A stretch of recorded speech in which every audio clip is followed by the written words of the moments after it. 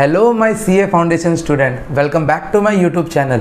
आज मैं आप लोगों के लिए बहुत ही बड़ा वीडियो लाने जा रहा हूं।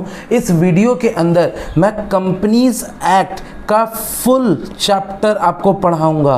पूरा का पूरा चैप्टर मैं आपको पढ़ा दूंगा और ये पूरा चैप्टर आपको 3 पार्ट में मिल भी जाएगा। मेरा हैंड रिटन नोट्स आपके सामने रखा हुआ है। ये हैंड रिटन नोट्स को सामने रखते हुए ही मैं इसको पढ़ाने जा रहा हूँ। 3 पार्ट के अंदर सीए फाउंडेशन का पूरा कंपनीज एक्ट जो आपका 10-20 नंबर का आता है वो पूरा का पूरा मैं उसको कंप्लीट करवा दूंगा। ये फुल्ली अमेंडेड है, नवंबर 23 के एग्जामिनेशन के लिए, मतलब नवंबर या फिर दिसंबर जब भी आपका एग्जाम होने वाला है उसके लिए ये फुल्ली अमेंडेड वीडियो है। कुछ भी चेंजेस करने की आपको जरूरत नहीं है। इसको पढ़िए, डायरेक्ट आप एग्जाम में क्वेश्चन आंसर लिख पाओगे, गारंटी है। चलो स्टार्ट करते हैं। सबसे पहला जो चीज़ है भैया, सबसे पहला क्या चीज़ है भैया, कंपनीज एक्ट पढ़ा रहे हैं आप। बोला हाँ बाबू मैं कंपनीज एक्ट पढ़ा रहा हूँ। कंपनीज एक्ट इनकॉर्पोरेट कब हुआ भैया, पहले वो तो बताइए। 2013 को हम लोग 2013 के एक्ट को हम लोग पढ़ने जा रहे हैं। लेकिन ये 1956 में भी था, ये तुम्हारा 1948 में भी था, ये पीछे भी था, लेकिन वो सबको अमेंड करते करते हम लोग 2013 वाला पढ़ रहे हैं। कोई डाउट नहीं है इसमें।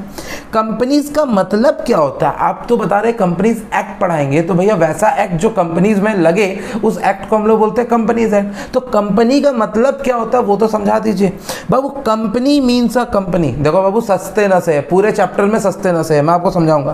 Company means a company registered under this act in any previous act. जैसे मैंने आपको बताया, या तो 2013 में रजिस्टर्ड होना चाहिए, या तो 1956 में, या तो 1948 में। अगर इनमें कहीं भी रजिस्ट्रेशन करवा लिया हो तो आपको कंपनी बोला जाएगा। कंपनी मतलब कंपनी, या तो वो 2013 को रजिस्टर्ड हो, या तो वो पहले कभी भी रजिस्टर्ड होना चाहिए। अगर वो रजिस्टर्ड है तो हम लोग उसको कंपनी बोलेंगे। बहुत अच्छी बात है। कंपनी एक्ट के सारे सेक्शन का डेफिनेशन अल्फाबेटिक है। कंपनी एक्ट के सारे डेफिनेशन क्या है तुम्हारे, अल्फाबेटिक है। आपको जैसे सेक्शन 2(1) का A, B, C, D ये सारे चीज़ आपको समझना होगा। जैसे कि कंपनीज का है सेक्शन 220। अच्छा, डिफरेंस मतलब कैरेक्टरिस्टिक्स और फीचर। आपको बहुत सारे बच्चों को आज तक यही पता नहीं चला कि कैरेक्टरिस्टिक्स और फीचर अलग अलग होता है। कैरेक्टरिस्टिक्स और फीचर अलग अलग होता है। जैसे समझो, हम लोग का कैरेक्टरिस्टिक्स है कि हमारा 5 उंगली होनी चाहिए, 1 2 3 4 5, हम लोग का 5 फिंगर्स होने चाहिए इंक्लूडिंग थंब। लेकिन ऋतिक रोशन का ये फीचर है कि उसका 6 उंगली है। ऋतिक रोशन का फीचर है कि उसका 6 उंगली है। समझ में आ रहा है मेरा कहना? उसको बोलते हैं जो हम लोग को चाहिए। कंपनी ऐसा होना चाहिए, कंपनी वैसा होना चाहिए। On the other hand the feature उसको बोलते हैं जो रियल में होता है। फीचर हम लोग उसको बोलते हैं जो रियल में हम लोग के पास होता है। भाई 6 उंगली होना और 5 उंगली होना चाहिए, 5 फिंगर्स होने चाहिए। अच्छा, कंपनीज के ऊपर पूरा कथन मैंने यहाँ पे लिख दिया है। Types of company, total company होते हैं एक इनकॉर्पोरेशन के बेसिस पे, एक लाइबिलिटी के बेसिस पे, एक मेंबरशिप के बेसिस पे, कंट्रोल के बेसिस पे और एक ओनरशिप के बेसिस पे। 5 तरह का कंपनी आपको पढ़ना है। 5 तरह का कंपनी आपको पढ़ना है। Incorporation, liability, membership, control and ownership. Incorporation के अंदर 3 होता है, चार्टेड, स्टैट्यूटरी, रजिस्टर्ड। भैया इसमें से ना चार्टेड आपको पढ़ना है ना स्टैट्यूटरी आपको पढ़ना है, आपको पढ़ना सिर्फ रजिस्टर्ड है। ठीक है भैया, क्या होता है समझाऊंगा। लिमिटेड के अंदर 2 होता है, एक होता है शेयर कैपिटल, एक होता है गारंटी, एक होता है कॉम्बो। ठीक है भैया, तीनों आपको नहीं पढ़ना है, आपको सिर्फ 2 पढ़ना है। कॉम्बो आपको नहीं पढ़ना है। ठीक है, कॉम्बो को हम लोग डिलीट करेंगे। अच्छा ठीक है सर, कॉम्बो हम लोग क्या कर दिए, डिलीट कर दिए।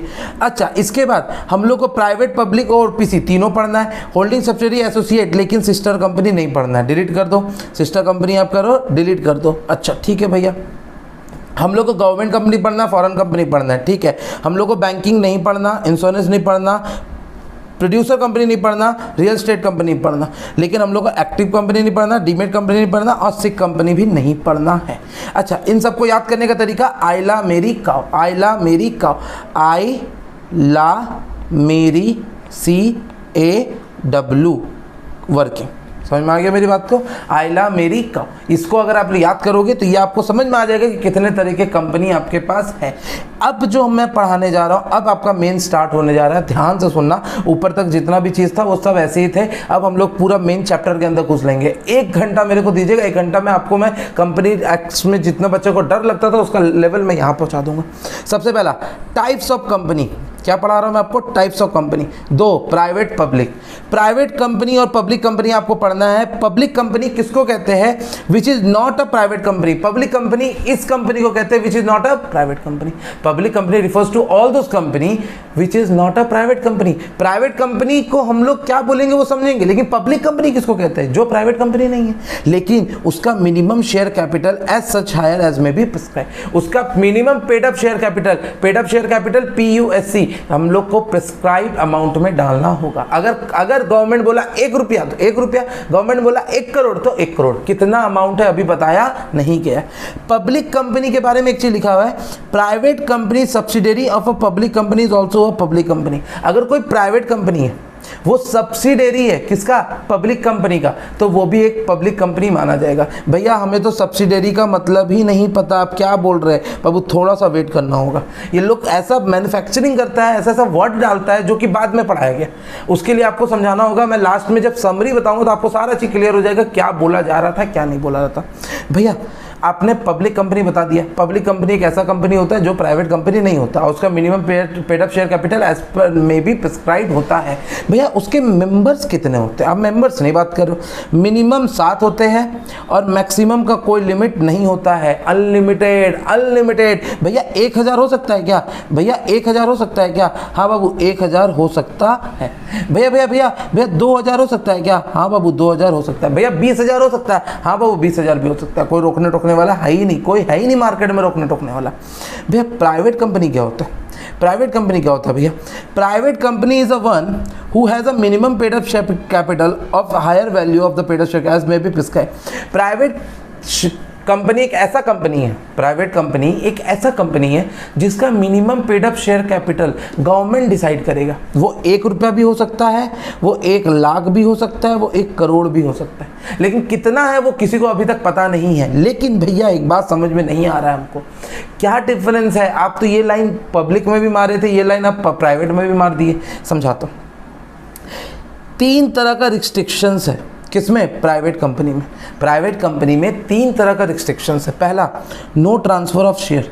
प्राइवेट कंपनी अपना शेयर ट्रांसफर नहीं कर सकता। मेरे को जो शेयर मिला है मैं ही रख सकता हूं, किसी और को नहीं दे सकता। मैक्सिमम मेंबर 200 होगा, मिनिमम मेंबर 2 होगा। Maximum 200, minimum 2। No invitation to public to subscribe. Private company के अंदर लोकल पब्लिक, मैं तुम जैसे इंसान इन्वेस्ट नहीं कर सकते। हम लोग को अगर इन्वेस्ट करना है तो हम लोग सिर्फ पब्लिक कंपनी में ही इन्वेस्ट करेंगे। समझ में आता है मेरी बात को? किसी तरह का डाउट है? 3 तरह का रिस्ट्रिक्शंस में कोई डाउट है? एग्जाम में बहुत बार पूछा हुआ है। पहला, भैया हम लोग अपना शेयर को ट्रांसफर नहीं कर सकते। मैक्सिमम 200 और मिनिमम 2 मेंबर होने चाहिए। और हम लोग पब्लिक से पैसा नहीं ले सकते। पब्लिक से पैसा नहीं ले सकते। क्यों नहीं ले सकते भैया हम लोग पब्लिक से पैसा? बाबू अगर हम लोग पब्लिक से पैसा लेंगे, प्राइवेट कंपनी होगी, तब तो फ्रॉड के चांसेस बढ़ जाएंगे। मैं आज एक प्राइवेट कंपनी खोलूंगा, 10 आदमी से पैसा लूंगा, भाग जाऊंगा, कौन पकड़ने वाला? इसीलिए गवर्नमेंट बोला कि पब्लिक से पैसा लेना का ही नहीं, कोई रिस्क लेने का नहीं। अच्छा, प्राइवेट कंपनी जो है, ध्यान से सुनना, प्राइवेट कंपनी अपने लास्ट में लिखेगा प्राइवेट लिमिटेड, पब्लिक कंपनी वो अपने लास्ट में लिखेगा लिमिटेड। क्या लिखेगा? लिमिटेड। जैसे अगर हम लोग एग्जांपल दे, अगर मैं एग्जांपल देता हूं, जीरो था, प्राइवेट लिमिटेड लिखता है वो। क्या लिखता है? Private limited. लेकिन अगर मैं एग्जाम दूं, गेल लिमिटेड लिखेगा सिर्फ। कोल इंडिया लिमिटेड, कोल इंडिया लिमिटेड। समझ में आ रहा है मेरी बात को? प्राइवेट कंपनी अपने में प्राइवेट लिमिटेड लिखेगा, और अगर मैं बात करूं पब्लिक का तो वो अपने आप में लिमिटेड लिखेगा। बहुत अच्छी बात है। अब हम लोग नया टॉपिक में आते हैं। नया टॉपिक है ओपीसी। ओपीसी का मतलब होता है 1% कंपनी। 1% कंपनी। जब एक लौता आदमी कंपनी चलाता है तो उसको हम लोग बोलते हैं ओपीसी। क्या कहते हैं बच्चा? ओपीसी। डाउट खत्म इसमें? भैया क्लास 12 में भी ऐसा कुछ सीखे तो जरूर थे, क्लास 11 12 में, कि एक बंदा बिजनेस चलाता है, उसको शायद मेरे टीचर बोला था सोल प्रोप्राइटरशिप। क्या सही बोल रहा हूं भैया मैं? हाँ बाबू बिल्कुल सही बोल रहा है। जब एक बंदा बिजनेस चलाता है तो उसको हम लोग बोलते हैं सोल प्रोप्राइटरशिप। तो what are the difference between OPC and sole proprietorship? दिमाग लगाओ, कमेंट सेक्शन का यूज करो। भैया सोल प्रोप्राइटरशिप और ओपीसी के बीच में क्या डिफरेंस हो सकता है? मैं आपको बताता हूं। जो ओपीसी है और जो सोल ट्रेडर है वो दोनों इक्वल नहीं है, बिकॉज ऑफ दो रीजन है। सबसे पहला, ओपीसी के अंदर लिमिटेड लाइबिलिटी रहता है, लेकिन सोल प्रोप्राइटरशिप के अंदर अनलिमिटेड लाइबिलिटी रहता है। भैया अनलिमिटेड लाइबिलिटी का मतलब तुम्हारा घर बार, जूता चप्पल, यूटेंसिल, सब कुछ जितना है, सोने का चम्मच, सोने की थाली, सब बेचेंगे और वसूल करेंगे। अगर तुम्हारा बिजनेस में 1 करोड़ का लॉस हो रहा है तो तुम्हारा घर भी बेचेंगे, तुम्हारा जूता भी बेच देंगे, तुम्हारा सोना चांदी भी बेचेंगे। लेकिन लिमिटेड लाइबिलिटी में सिर्फ वही एसेट बिकेगा जो बिजनेस के लिए कंसर्न है, जो बिजनेस के लिए क्या है, कंसर्न है। बहुत अच्छी बात। ओपीसी तुम्हारा सेपरेट लीगल एंटिटी है, लेकिन तुम्हारा soul trader separate legal entity नहीं है। उसमें हम लोग क्या देखते हैं, हम लोग उसमें पर्सनली लाइबल होते हैं, उसमें हम लोग क्या होते हैं, पर्सनली लाइबल। लेकिन ओपीसी के अंदर हम लोग सेपरेट लीगल एंटिटी फॉलो करते हैं। ओपीसी का मतलब क्या होता है, दोस्त company who has only 1 person as a member introduce to encourage the entrepreneurship and the corporatisation of the business. भैया जितना ज़्यादा बिजनेस बढ़ेगा, अगर एक बार बताओ, सोल ट्रेडर का मतलब तो एक सब्जी वाला भी हो गया, एक सिंघाड़ा वाला, एक गुपचुप वाला भी हो गया, लेकिन क्या हम लोग उसको अपना एज अ नेशनल बिजनेस घोषित कर सकते हैं? एज अ नेशनल बिजनेस मतलब अगर मोदी जी अमेरिका में जाएंगे तो क्या वो ऐसा बोल सकते हैं मेरे पास 1000 ठेला वाला आदमी है? ऐसा नहीं बोल सकते। लेकिन क्या मोदी जी ऐसा बोल सकते हैं मेरे पास 1000 ओपीसी है? काम भले दोनों सेम करें, लेकिन हम लोग 1000 ओपीसी कह सकते हैं, 1000 ठेला वाला नहीं कह सकते। ये सच्चाई है, मेरे को हेड देने की जरूरत नहीं है, ये सच्चाई है। अच्छा, OPC is a private company with minimum paid up share capital at least 1 member, 1 director, 1 owner। वो सेम होगा। इसका मतलब OPC आगे जाके एक प्राइवेट कंपनी ही बनेगा। OPC एक प्राइवेट कंपनी ही होता है, लेकिन अभी वो OPC कहला रहा है, फ्यूचर में उसको जाके प्राइवेट कंपनी ही बनना है। लेकिन उसका paid up share capital as में भी प्रिस्क्राइब है। एज में भी प्रिस्क्राइब मतलब जैसे बोलेगा वैसे करेंगे, लेकिन इसका एक कंडीशन है कि उसके पास मिनिमम एक मेंबर होना चाहिए। वो ओनर होगा और डायरेक्टर दोनों होगा, वो ओनर और डायरेक्टर दोनों होगा। समझ में आ गया मेरी बात को? अब हम लोग का नेक्स्ट टॉपिक है small company. Small company 285। Small company is a company other than a public company which satisfied twin condition या 2 कंडीशन। पब्लिक कंपनी छोड़ के जो कंपनी है वो स्मॉल कंपनी है। पब्लिक कंपनी छोड़ के जो कंपनी है वो स्मॉल कंपनी है। ठीक है भैया, समझ में आ गया? लेकिन उसको 2 कंडीशन फॉलो करना होगा। पहला कंडीशन क्या है भैया? पहला कंडीशन क्या है? PUSC उसका होना चाहिए 50 लाख से कम। PUSC उसका 50 लाख से कम, paid up share capital 50 lakh से कम, और टर्नओवर 2 करोड़ से कम। टर्नओवर 2 करोड़ से कम। समझ में आ गया मेरी बात को? कोई दिक्कत नहीं है। अगर ये कंडीशन फॉलो हो गया, अगर ये कंडीशन फॉलो हो गया तो उसको बोला जाएगा स्मॉल कंपनी। उसको क्या बोला जाएगा? Small company. क्या बोला? Small company. Small company is any company. Small company is any company other than public company, other than public company, but satisfied 2 condition. The turnover should be more than, the turnover should be more than, the turnover should be less than 2 crore and the paid up share capital should be less than 50 lakh. Okay भैया, इसके अंदर ना एक topic है, इसके अंदर एक topic है। क्या टॉपिक है? This section shall not apply to. ये जो सेक्शन है, कौन सा सेक्शन बाबू? 285। ये सेक्शन किसी चीज में अप्लाई नहीं करेगा। पहला, होल्डिंग कंपनी और subsidiary company. Holding company subsidiary company जब आएगा तब हम लोग देखेंगे कि भैया ये वाला सब्सिडरी कंपनी और होल्डिंग कंपनी में अप्लाई नहीं होता है। मतलब सब्सिडरी होल्डिंग कंपनी में कोई स्मॉल कंपनी बिग कंपनी बोल के नहीं है। सेक्शन 8 कंपनी, सेक्शन 8 कंपनी भी हमारे कोर्स में, वो भी समझाऊंगा। सेक्शन 8 कंपनी जब आएगा उसमें भी कोई भी स्मॉल कंपनी का कॉन्सेप्ट नहीं है। कंपनी और body corporate govern by the special act. अगर कोई भी बॉडी कॉर्पोरेट है या कोई भी कंपनी है जो स्पेशल एक्ट के द्वारा किया जा रहा है, जैसे एग्जांपल के रूप में भैया बताइए, बैंक, बैंक का स्पेशल एक्ट है। इंश्योरेंस, इसका एक स्पेशल एक्ट है। IRD है। ये सारे स्पेशल एक्ट के ऊपर भी तुम्हारा कंपनीज एक्ट के जितने भी एक्ट है इसके ऊपर भी कंपनीज एक्ट का 285 सेक्शन नहीं लगेगा। सेक्शन 2 क्लॉज तुम्हारा क्या? तुम्हारा 85। अच्छा, बॉडी कॉर्पोरेट क्या होता है भैया? बॉडी कॉर्पोरेट कुछ नहीं है। Body corporate is a legal term. Body corporate is a legal term और बहुत ही बड़ा एग्जिस्टेंस जिसका होता है, जिसके अंदर वो सब कुछ को अपने अंदर इंक्लूड कर लेता है, उसको हम लोग बोलते हैं बॉडी कॉर्पोरेट। जैसे LIC, जैसे कि तुम्हारा LIC फाइनेंशियल इंस्टीट्यूशन इसके अंदर है, फाइनेंशियल इंस्टीट्यूशन इसके अंदर है, इसको हम लोग बोलते हैं बॉडी कॉर्पोरेट। बॉर्डर टर्म में होता है ये। अब हम लोग सिखाए थे, देखो यहाँ पे, यहाँ समझो, हम लोगों ने मेंबरशिप वाला कंप्लीट कर लिया ना, प्राइवेट पब्लिक OPC कंप्लीट कर लिया। अब हम लोग आते हैं लाइबिलिटी वाले में। लाइबिलिटी वाला मैं आपको समझाता हूँ कि क्या मेरे को पढ़ाना है। लाइबिलिटी वाला के अंदर है classify the company on the basis of their liability. Liability का मतलब होता है भैया मेरे को पैसा चुकाना होगा, अगर मैं कुछ गड़बड़ करूंगा तो मेरे को पैसा चुकाना होगा। दो तरह का होता है कंपनी, एक होता है कंपनी लिमिटेड बाय शेयर, एक होता है company limited by guarantee. Company limited bye share, company limited by guarantee. भैया कंपनी लिमिटेड बाय शेयर का मतलब क्या होता है, समझिए मेरी बात को। मान के चलो एक शेयर का दाम है 100 रुपया, एक शेयर का दाम है 100 रुपया, ध्यान से समझिएगा। एक शेयर का दाम है 100 रुपया, मैं उसमें 50 रुपया दे चुका हूँ, मैं उसमें से 50 रुपया दे चुका हूँ, चलो मैं 80 रुपया दे चुका हूँ, मैं 80 रुपीज़ दिया हूँ। मेरे पास 5 शेयर है, बताना मेरे को टोटल कितना रुपया देना चाहिए था?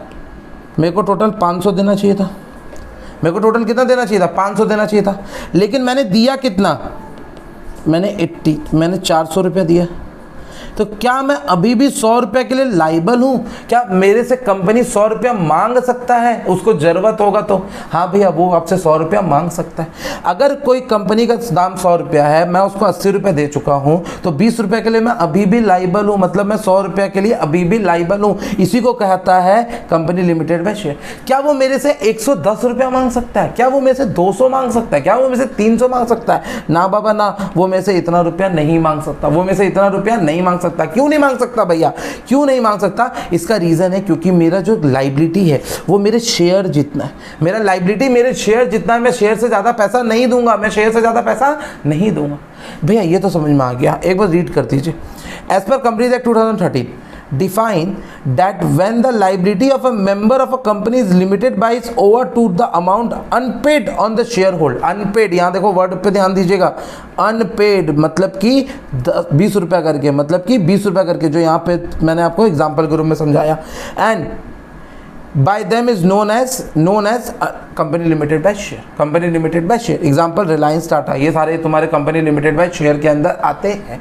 लेकिन आप तो भी एक और कंपनी के बारे में बोले, कंपनी लिमिटेड बाय गारंटी। उसका मतलब क्या होता है वो तो आप समझाए ही नहीं मेरे को, समझाता हूँ, समझो। मान के चलो ये तुम है, आप एक कंपनी में मेंबर बनने जा रहे हो, आपने पूछा कितना रुपया देना होगा, वो बोला ना ना ना कोई रुपया देने की ज़रूरत नहीं है, मेरे को मोआ के अंदर मेमोरेंडम ऑफ एसोसिएशन के अंदर, आगे आएगा आपको समझाऊंगा, एक रिटर्न कंसेंट लिख के दो कि जिस दिन भी मेरा कंपनी वाइंडिंग अप होगा उस दिन मेरे को जो पैसे की ज़रूरत होगी वो आप फुलफिल करोगे।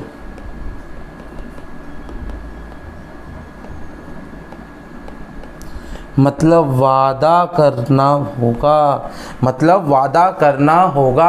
अगर तुम मेंबर बनते समय वादा कर रहे हो कि वाइंडिंग अप के समय मैं आपको पैसा दूंगा, तो ये होता है membership by guarantee. Membership by guarantee, company limited by guarantee. एक बार अंदर पढ़िए, आपका डाउट बिल्कुल क्लियर हो जाएगा। क्या है भैया आपका डाउट, समझाते हैं। It is a one in which liability of a member is limited to such amount as is undertake to contribute to the assets of the company in the event of his being wound up। जिस दिन वो wound up होगा उस दिन उसको जितना का asset मिलेगा उतना का वो पैसा दे देगा।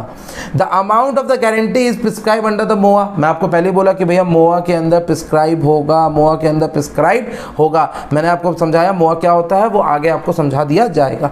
Guarantee amount is a different from person to person. ऐसा जरूरी नहीं कि अगर मान के चलो यहाँ पे 5 आदमी है, कितना आदमी है, 5 आदमी है, तो भैया अगर ये 1 लाख का गारंटी दे रहा है तो ज़रूरी नहीं ये भी 1 लाख का देगा, ये 50,000 का देगा, ये 50 लाख का देगा, ये 50 करोड़ का देगा।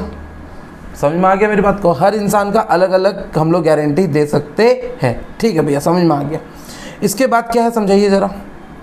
गारंटी ओनली वर्क और are in action in the time of winding up, not before. भैया जिस दिन कंपनी बंद होगा, जब कंपनी बंद होने वाला होगा, तभी हम लोग क्या कर सकते हैं, हम लोग अपने गारंटी वाला अधिकार को यूज़ कर सकते हैं। उससे पहले हम लोग अधिकार को यूज़ नहीं कर सकते। A company limited by guarantee may और may not have a share capital. उसमें शेयर कैपिटल हो तब पर भी मेरे को कोई फर्क नहीं पड़ता है, शेयर कैपिटल ना हो तब पर भी कोई फर्क नहीं पड़ता है। शेयर कैपिटल अगर हो गया तो वो कंपनी लिमिटेड बाय क्या हो जाएगा, शेयर हो जाएगा। कंपनी लिमिटेड बाय शेयर हो जाएगा, गारंटी का कोई मतलब नहीं बचेगा। If they have sub share capital they have to pay that amount equal to the share plus the amount of guarantee at the time of winding up. जैसे example, मेरा जो कंपनी है, एग्जांपल समझिए, मेरा जो कंपनी है, company बोलता है कि आपको 10 शेयर तो लेना ही होगा, प्लस आपको 1 लाख का गारंटी भी लेना होगा। तो भैया 10 शेयर का दाम मान के चलते हैं 5,000 है और 1 लाख रुपये आपको देना होगा। तो एक बात बताओ, आप लोग से क्वेश्चन है, जब वाइंडिंग अप होगा तब आपको 1 ही लाख देना है कि 1,05,000 देना है? बताइए तो ज़रा मेरे को। भैया 1,05,000 आपका राइट आंसर है, कोई दिक्कत नहीं है। एग्जाम्पल के रूप में एनपीओ, एग्जाम्पल के रूप में एनपीओ। जहाँ भी आपको कोई डाउट हो कमेंट सेक्शन का यूज़ कीजिएगा। भैया ये टॉपिक समझ में नहीं आया, मैं आप लोगों को दोबारा से समझा दूंगा अपने नेक्स्ट वीडियो के पार्ट में। एक होता है अनलिमिटेड कंपनी। अनलिमिटेड कंपनी का मतलब होता है बाबू तुमको तो छोड़ेंगे नहीं, तुमको तो छोड़ेंगे नहीं। तुमको छोड़ेंगे नहीं का मतलब होता है कि बाबू तुमको तो पूरा का पूरा हम लोग क्या करेंगे, कंप्लीट, समझ जाओ यहाँ पे, ठीक है भैया। इसका मतलब हो गया कि तुम्हारा सारा पैसा निचोड़ लेंगे, तुम कुछ गलती करके तो दिखाओ, बाकी हम तुमको बताते हैं। It define such unlimited company as a company having not any limit on the liability of the member. इसका मतलब अनलिमिटेड, अनलिमिटेड भैया। घर भी बेचेंगे, कपड़ा भी बेचेंगे, कार भी बेच देंगे, फ्रिज भी बेच देंगे, उसका टीवी बेच देंगे, PS4 है PS बेच देंगे, सब बेचा जाएगा, उसका कुछ नहीं बचेगा, उसको पूरा का पूरा हम लोग बर्बाद कर देंगे। इसको हम लोग बोलते हैं अनलिमिटेड। क्या कहते हैं बच्चा? Unlimited. In this case the liability of the member is unlimited, the whole amount of the company डेप्ट and the liability he will be entitled to claim the contribution from other member. Example Amway. Amway company था जो तुम्हारा USA वगैरह में incorporated है, यहाँ पे आके काम करता था और यहाँ पे लोगों का पैसा लेके भाग जाता था और बोलता, जब हम लोग उसको बोलते थे कि हमारा पैसा आप वापस दीजिए USA में, तो बोलता है कि इंडियन डायरेक्टर को जाके पकड़ लो, मेरे को उससे कोई मतलब नहीं है, जाओ हम पैसा नहीं देंगे। इसलिए बोला बेटा रुको बताते हैं, हम तुम्हारा पूरा कंपनी का ही चट्टा बट्टा उड़ा देंगे। चलिए सर, बहुत अच्छा टॉपिक आ रहा है। टॉपिक का नाम है तुम्हारा चार्ट। क्या चीज़ का चार्ट है भैया? ये भैया ये चार्ट है तुम्हारा प्राइवेट कंपनी का। क्या चीज़ का? प्राइवेट कंपनी का। प्राइवेट कंपनी सारा rule and regulation call follow करता है। AOA, article of association, article of association. इसमें क्या हम लोग शेयर ट्रांसफर कर सकते हैं? ना बाबा ना, हम लोग शेयर ट्रांसफर नहीं कर सकते। लेकिन किसको नहीं कर सकते? हम लोग पब्लिक को नहीं कर सकते। तो भैया you can transfer but in limited circle. कौन? एक तो मेंबर को या फिर रिलेटिव को। मैं अपना शेयर अपना भाई को दे सकता हूँ, हाँ भैया दे सकता हूँ। मैं अपना शेयर अपनी मम्मी को दे सकता हूँ, दे सकता हूँ। मैं अपना जो शेयर अपने मेंबर को दे सकता हूँ, जैसे मैं और मेरा भाई दोनों रिलायंस कंपनी के मेंबर है, क्या मैं अपना शेयर उसको दे सकता हूं? दे सकते, कोई दिक्कत वाली बात नहीं। मिनिमम 2 मेंबर होने चाहिए, मैक्सिमम 200 होने चाहिए। लेकिन मैंने आपको बताया OPC भी एक प्राइवेट कंपनी है, तो OPC को यहाँ पे एक्सक्लूड कर दिया। मैंने जो चार्ट बनाया बहुत ही मेहनत से बनाया हुआ है। Invitation to the public is not allowed. Prospectus नहीं इशू कर सकते, सेल हम लोग नहीं कर सकते। Joint hold of the two company of the two और more and the hold more share committed at the count of the. जैसे मैं और मेरा भाई दोनों मिलके कंपनी का 2 शेयर रखे। कितना शेयर रख लिए? 2 शेयर रख लिए। मैं और मेरा भाई दोनों मिलके कंपनी के 2 शेयर रख लिए। तो क्या ये 2 काउंट होगा कि 4 काउंट होगा? बताना तो जरा। मैं और मेरा भाई दोनों मिलके कंपनी का 2 शेयर रखे। कितना शेयर रखे? 2 शेयर रखे। तो ये 2 काउंट होना चाहिए कि 4 काउंट होने चाहिए? भैया जो 4 बोल रहे हो वो नालायक है। वो क्या है तुम्हारे? नालायक। 2 होंगे। भैया पैसा आधा आधा लगा है, ओनरशिप आधा आधा है, लेकिन ऐसा कहीं लिखा हुआ नहीं कि उसको 4 माना जाएगा। 50-50 शेयर होता है क्या? भैया हम लोग का ओनरशिप एक ही है, लेकिन हम लोग का ओनरशिप जब एक है तो हम लोग का वहां का ओनरशिप भी एक माना जाएगा। वही यहाँ पे लिखा हुआ है, जॉइंट होल्डिंग 2 और मोर होल्ड 1 और more share counted as 1 share. समझ में आ गया ये वाला टॉपिक? अच्छा, सेम मैंने बनाया है पब्लिक कंपनी के लिए। Public company which is not a private company. ठीक है भैया। ओवर ट्रांसफर शेयर, क्या इसमें शेयर ट्रांसफर कर सकते हैं? बिल्कुल हो सकता है। जिसको मैंने उसको बेचो, कोई रोक टोक नहीं है। मैक्सिमम कितना हो सकता है बाबू तुम्हारा? मैक्सिमम 200 वाला जो पॉइंट था वो यहाँ पे नॉट एप्लीकेबल है, वहाँ पे नॉट एप्लीकेबल नहीं है। लेकिन जॉइंट होल्ड वाला यहाँ पे एप्लीकेबल है, इंप्लॉय वाला यहाँ पे एप्लीकेबल है। 200 यहाँ पे मैक्सिमम मेंबर इंक्लूड नहीं होता है। यहाँ पे अनलिमिटेड मेंबर है। कितने मेंबर है? अनलिमिटेड मेंबर है। अच्छा, मिनिमम मेंबर कितने थे? 7 मेंबर। कितने member? 7 number. Invitation to the public is allowed. Invitation to public, public से पैसा हम लोग ले सकते हैं, पब्लिक से पैसा हम लोग ले सकते हैं। प्रोस्पेक्टस इशू कर सकते हैं और सेल हम लोग कर सकते हैं। अच्छी बात है। Subsidiary of a public company, subsidiary of a public company. अगर मैं कोई कंपनी हूं और मैं पब्लिक कंपनी का, अगर मैं कोई कंपनी हूं, OPC हूं, स्मॉल कंपनी हूं, प्राइवेट कंपनी, कोई भी कंपनी हूं, और मैं पब्लिक कंपनी का सब्सिडरी हूं, पब्लिक कंपनी का क्या है, सब्सिडरी हूं, तो मेरे को same public company deems to be public company माना जाएगा। DPC, DPC, deem to be public company, deem to be public company. मेरे जितने भी स्टूडेंट्स हैं वो सारे मेरे को बोलते हैं भैया आप ऑलरेडी 2x में पढ़ाते हैं, तो आप लोग प्लीज़ मेरे वीडियोज़ को 2x में देखिएगा मत, ठीक है। आप लोग अगर देख पा रहे हो तो देखिए, कोई दिक्कत वाली बात नहीं, ठीक है। अच्छा, नेक्स्ट टॉपिक हमारा क्या है, what is holding, what is subsidiary company. भैया होल्डिंग कंपनी क्या है, सब्सिडरी कंपनी क्या है, बहुत ही आसान तरीके से समझाऊंगा। भैया होल्डिंग कंपनी का मतलब है पापा, इसका नाम है बेटा। पापा के पास पावर किसके पास है, पापा के पास पावर। अब पावर किसके पास नहीं है, बेटा के पास।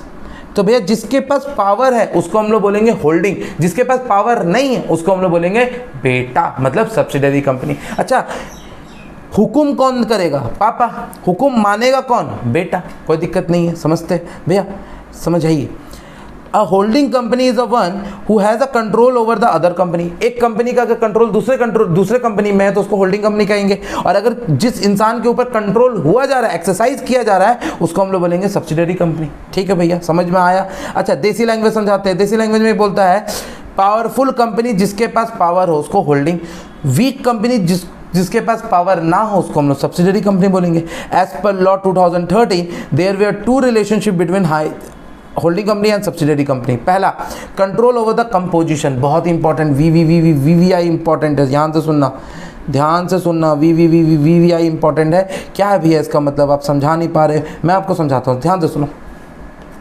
अगर आप एक होल्डिंग कंपनी है तो आपको दोनों में से कुछ होना चाहिए, आप जो मैं समझाने जा रहा हूँ उसमें आपको होना चाहिए control over the composition of BOT. Board of director her company के अंदर होता है, board of director her company के अंदर होता है। आप लोग फाइनल में पढ़ोगे डायरेक्टर वाला चैप्टर। भैया जितने भी डायरेक्टर्स होते हैं ना, उसमें कुछ 5, 10, 15, 20 ऐसे करके डायरेक्टर होते हैं। वो डायरेक्टर का कंपोजिशन का पावर, मतलब तुम जब चाहो वो डायरेक्टर डाल सकते हो, कभी भी चाहो तो अपना डायरेक्टर वापस ले सकते हो। अगर ये पावर तुम्हारे पास है तो तुम उसका होल्डिंग कंपनी है। जैसे एग्जाम्पल समझाते हैं, एक कंपनी है उसमें 15 डायरेक्टर है, 15 में से 12 डायरेक्टर तुम्हारा है। तो एक बात बताओ, तुम कभी भी चाहेगा तो डायरेक्टर गिरा नहीं पाएगा, बोलेगा 12 का 12 वापस आ जाओ, इसमें कौन सा डायरेक्टर है मेरे को नहीं पता, हमको कोई दिक्कत वाली बात नहीं है। कोई भी तरह का अगर रिजोल्यूशन पास करना है, कोई भी तरह का अगर कुछ पास करना है, कोई वोटिंग कराना है, तो तुम ही जीतेगा। तो इन्फ्लुएंस तुम्हारा है कि होल्डिंग सब्सिडरी कंपनी का इन्फ्लुएंस तुम्हारा है। अगर इन्फ्लुएंस तुम्हारा है, कंट्रोल तुम्हारा है, तो तुम होल्डिंग कंपनी माना जाएगा। When one company control the composition of board of director of another company, जो कंट्रोल कर रहा है वो होल्डिंग, जिस पे कंट्रोल हो रहा है वो तुम्हारा सब्सिडरी। कंट्रोल का मतलब क्या होता है, पावर टू अपॉइंट और remove all the majority of the direction of the other company. भैया सारा हम लोग क्या करेंगे, या तो हम लोग कंपनी कभी भी डायरेक्टर को निकाल सकते हैं, कभी भी डायरेक्टर ला सकते हैं। ये पावर अगर मेरे पास है तो भैया मैं होल्डिंग कंपनी माना जाऊंगा। लेकिन एक चीज और है, क्या भैया, holding of a majority of share capital. Share capital का अगर होल्डिंग का बात करें तब हम लोग इसमें बात करते हैं, जैसे समझते हैं 1 लाख का शेयर कैपिटल है कंपनी के पास, उसमें से मेरे पास 60,000 का मेरे पास ही है। एक तुम्हारे पास 1 लाख रुपया है जिसमें से 60,000 रुपया मेरा है, तुम्हारे पास 1 लाख रुपया है जिसमें से 60,000 रुपया मेरा है। तो भैया मालिक कौन, मैं मालिक कौन, अमीर कौन, मैं अमीर। अगर मैं अमीर तो मैं मालिक, सीधी सी बात है। यहाँ बोला गया है कि अगर व्हेन अ कंपनी एक्सरसाइज और कंट्रोल मोर देन 50% या half of the total share capital either eight is own और टुगेदर विद वन और मोर सब्सिडरी कंपनी, तब हम लोग उसको सब्सिडरी कंपनी माना जाएगा। यहाँ 2 लाइन बोला है, ध्यान से सुनो, या तो हाफ या तो 50%, लेकिन यहाँ पे एक लाइन बोला है मोर, ध्यान से सुन लो। अगर ये बात समझ में नहीं आया तो एग्जाम में गलती करोगे। मोर का मतलब होता है कि भैया हम लोग को 50% से ज़्यादा होल्ड करना होगा। 50% भी होल्ड करोगे तो होल्डिंग सब्सिडरी नहीं माना जाएगा। भैया नेक्स्ट टॉपिक क्या है, एसोसिएट कंपनी।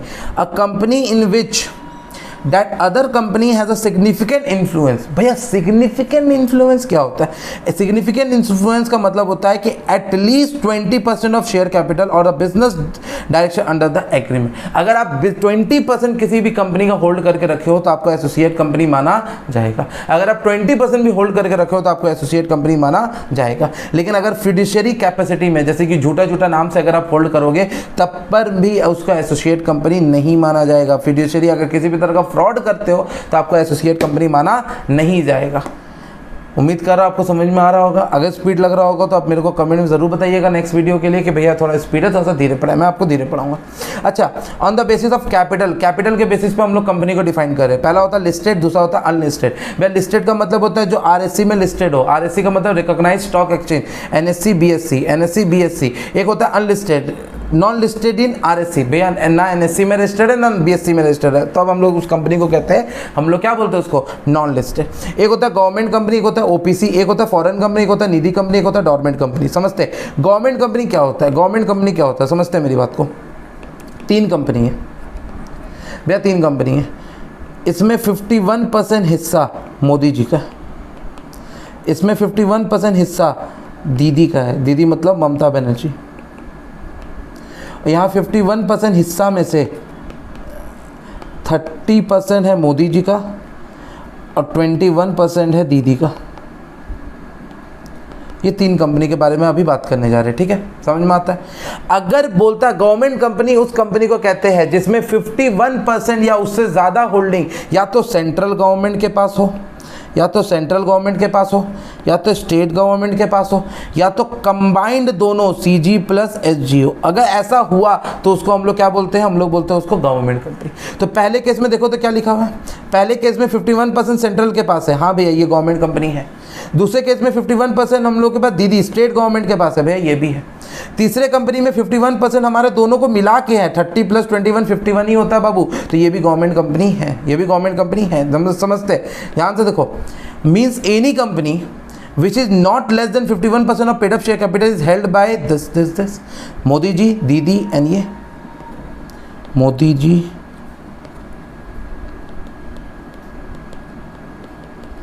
दीदी एंड बोथ। अगर दोनों मिला के भी 51% कर रहा है ना, मेरे को कोई तकलीफ वाली बात नहीं है। ये also include those company which is subsidiary of such company of a government company. अगर मैं कोई कंपनी हूँ, प्राइवेट कंपनी, मैं कोई प्राइवेट कंपनी हूँ, चलो ठीक है, लेकिन मैं हूँ गवर्नमेंट कंपनी का सब्सिडरी हूँ, मैं गवर्नमेंट कंपनी का सब्सिडरी हूँ, तो भैया गवर्नमेंट कंपनी का अगर मैं सब्सिडरी बन गया तो वो मेरे को गवर्नमेंट कंपनी ही माना जाएगा, मेरे को प्राइवेट कंपनी माना नहीं जाएगा। फॉरेन कंपनी किसको कहते हैं बाबू? फॉरेन कंपनी जो कि फॉरेन में इनकॉर्पोरेट होता है, जो तुम्हारा क्या होता है, फॉरेन में इनकॉर्पोरेट होता है, has a place of business in India where by itself और थ्रू एन एजेंट फिजिकली और through the electronic mode. Incorporate तो बाहर हुआ है, इनकॉर्पोरेट तो बाहर हुआ है, लेकिन धंधा कहाँ कर रहा है? हम लोग का इंडिया में। धंधा कहाँ कर रहा है बाबू? हम लोग का इंडिया में। फिजिकली प्रेजेंट भी होना ज़रूरी है, फिजिकली प्रेजेंट होना ज़रूरी है। हम लोग ऑनलाइन वेबसाइट को हम लोग फॉरेन कंपनी मानते नहीं है। जैसे टेस्ला भैया है इनकॉर्पोरेटेड कहाँ? यूएसए में, लेकिन अभी इंडिया का तमिलनाडु में उसका कंपनी आ गया है और वो कार बनाना चालू कर दिया है, इसीलिए उसको बोला जा रहा है फॉरेन कंपनी। क्या बोला गया है? Foreign company. लेकिन लास्ट में एक ऑनलाइन लिख दिया, conduct any business activity in India in any other manner. और इंडिया में किसी भी तरह का बिजनेस अगर फॉलो कर रहा है तब पर भी हम लोग उसको मानेंगे क्या? Foreign company. निधि कंपनी किसको कहते हैं बाबू? Nidhi company has been incorporated as a Nidhi company with an objective of a cultivation habit and saving amount with the member, receiving deposit and the lending to its member only and company rule prescribe as per CC. भैया Nidhi company उस company को कहते हैं जो निधि corporation के अंदर क्या हो? रजिस्टर्ड हो। भैया समझो, निधि कंपनी एक कंपनी है जो कि निधि कॉर्पोरेशन में रजिस्टर्ड है। वो पैसा लेगा मेंबर्स को और वही लोग को लेंडिंग कर देगा, वही लोग को उधार दे देगा। बाहर वाले को दे सकता है? ना बाबा ना, नहीं दे सकते। भैया निधि कंपनी करता है क्या? निधि कंपनी छोटे मोटे बिजनेस करते हैं, कल्टीवेशन करते हैं, जिसके मदद से वो लोग अपने मेंबर्स के लिए पैसा जोड़ते हैं। और वो लोग ऐसा ऐसा काम करेंगे जो तुम्हारा सेंट्रल गवर्नमेंट उसको करने को कहेगा। बाबू इतना आसान तरीका से पढ़ा रहा हूँ ना, इतना ईजी तरीका से पढ़ा रहा हूँ जिसका कोई लिमिट नहीं है। प्लीज़ प्लीज़ प्लीज़ एक लाइक और एक कमेंट ज़रूर कर देना अगर आप मेरे वीडियोज़ को यहाँ तक देख रहे हो। और प्लीज़ मेरे को बताना कि आपको नेक्स्ट टॉपिक क्या चाहिए रिविज़न के लिए या पढ़ाने के लिए। मैं आपको किसी भी सब्जेक्ट में कुछ भी पढ़ाने के लिए रेडी हूँ, बस आप लोग मेरे को बताइए आपका इस बार का जो टर्म है दिसंबर, वो लास्ट टर्म होना चाहिए फाउंडेशन का। जो बात सो है क्लियर। डॉर्मेंट कंपनी किसको कहते हैं? डॉर्मेंट कंपनी का नाम होता है इनएक्टिव कंपनी। क्या होता है? इनएक्टिव कंपनी, जो बंद हो चुका है। क्या हो चुका है? बंद हो चुका है। Where a company is form and registered under the act for a future project और hold an asset for intellectual property has a no significant accounting entry. मैं आज कंपनी खोल लिया, लेकिन मेरे को जो कंपनी का काम है 2025 में, ध्यान से सुनो, मैं 2023 में कंपनी खोल लिया, मैं 2023 में कंपनी खोल लिया, लेकिन मेरा काम स्टार्ट होगा 2025 में, 2025 में। तो यहाँ 2 साल का तो इनएक्टिव हूँ ना मैं, 2 साल क्या हूँ मैं? इनएक्टिव हूँ। भैया ये 2 साल जो इनएक्टिव हूँ तो मेरे को डोरमेट कंपनी माना जाएगा। क्या माना जाएगा? डोरमेट कंपनी माना जाएगा। भैया यहाँ पे एक लाइन था, आप उसको मिस कर दिए। सिग्निफिकेंट अकाउंटिंग ट्रांजेक्शन क्या होता है? बाबू मैं कुछ भी मिस नहीं कर रहा हूँ, समझो। सिग्निफिकेंट अकाउंटिंग ट्रांजेक्शन का मतलब होता है, सिग्निफिकेंट अकाउंटिंग ट्रांजेक्शन का मतलब होता है कि भैया payment of fees of the company to the ROC. ROC registrar of the company, एक होता है माई बाप ऑफ अ कंपनी, उसको पैसा ही नहीं दे रहे, उसका जो फीस है उसको दे ही नहीं रहे। अगर उसको फीस नहीं देंगे तो हम लोग को बंद कर देगा। Payment and maintenance of office, जो ऑफिस जो हम लोग खोल के रखे उसका मेंटेनेंस नहीं करा रहे, उसमें कोई चिट्ठी आ रहा है उसका रिप्लाई नहीं दे रहे। And allotment of share to be fulfil requirement of the act, जो रिक्वायरमेंट, जो एसेट, जो शेयर था उसको भी हम लोग अलॉट नहीं कर रहे। जो आदमी आपका कंपनी में शेयर खरीदना चाहता है उसको भी हम लोग पेमेंट नहीं कर रहे। अच्छा ठीक है। That type of company make an application to ROC in such a manner as may be prescribed to obtaining the status of dormant company. जो ऐसा कंपनी बनाता है कि 2023 में हम लोग कंपनी खोल लिए, 2025 से काम है, तो वो लोग किसको करता है एक एप्लीकेशन? वो लोग आरओसी को एक एप्लीकेशन दे देता है। क्या करता है? आरओसी को एप्लीकेशन दे देता है, बोलता है आरओसी माय बाप भैया हम ना आपका 2 साल के बाद काम करेंगे, अभी ना हमको बख्श दीजिए, अभी मैं आपको कोई पेमेंट वेमेंट नहीं दे सकता, आप मेरे को ना डोरमेट कंपनी का स्टेटस दे दो, आप मेरे को डोरमेट कंपनी का क्या दे दो? स्टेटस दे दो। तो उसको दे देता है। भाई पैसा लेता है क्या? अरे सरकार बिना पैसे का कुछ करता है क्या? सरकार बिना पैसा का कुछ करता है क्या? ना बाबा ना। इनएक्टिव का मतलब क्या होता है भैया? इनएक्टिव का मतलब होता है वो बिजनेस नहीं कर रहा है। Significant accounting entry, significant accounting entry उसका नहीं पास हो रहा है। कितना साल में? लास्ट 2 साल तक सिग्निफिकेंट अकाउंटिंग एंट्री, जो मैं आपको 3 टॉपिक पढ़ाया ना, यही होता है सिग्निफिकेंट अकाउंटिंग एंट्री। साथ ही साथ फाइनेंशियल स्टेटमेंट भी नहीं करा रहा और एनुअल रिटर्न भी उस फॉलो नहीं कर रहा है। कंप्लीट है ये बात। ओपीसी का टॉपिक सेकंड क्लास में हम लोग पढ़ेंगे। सेकंड क्लास के बाद हम लोग का जो जितना भी टॉपिक बच गया है वो हम लोग कंप्लीट कर देंगे। आज हम लोग 14 पेजेस के करीबन पढ़ लिए। उम्मीद करता हूँ कि 3 क्लास में ये मेरा ख़त्म हो जाएगा। ये नोट्स आपको अगर चाहिए तो मेरे इंस्टाग्राम हैंडल में आप मेरे पास आ सकते हो, या कमेंट सेक्शन में भी लिखोगे तो मैं आपको ड्राइव का लिंक दे दूंगा, बिल्कुल वहाँ से आप डाउनलोड कर लेना। ये नोट्स मेरे को कोई लालच नहीं, आप ही लोग के लिए बनाया हूँ, आप ही लोग का है। बस आप लोग पास हो जाइए और मेरे को, मेरे चैनल्स को सब्सक्राइब जरूर से कीजिएगा। कोई भी तरह का चीज़ चाहिए, कोई भी तरह का हेल्प चाहिए, आप मेरे तक ज़रूर पहुँचिए। मेरा इंस्टाग्राम का ID भी आप तक मैं शेयर कर देता हूँ। इंस्टाग्राम का ID है NITESH AGRAWALCLASSES और लास्ट में अंडरस्कोर। इसमें जाके आप मेरे को टेक्स्ट मैसेज कीजिए या तो यूट्यूब में कमेंट सेक्शन करके कुछ भी पूछिए, मैं आपको तब तक के लिए सब कुछ हेल्प करने के लिए रेडी हूँ। चलिए तब तक के लिए all the best, good luck.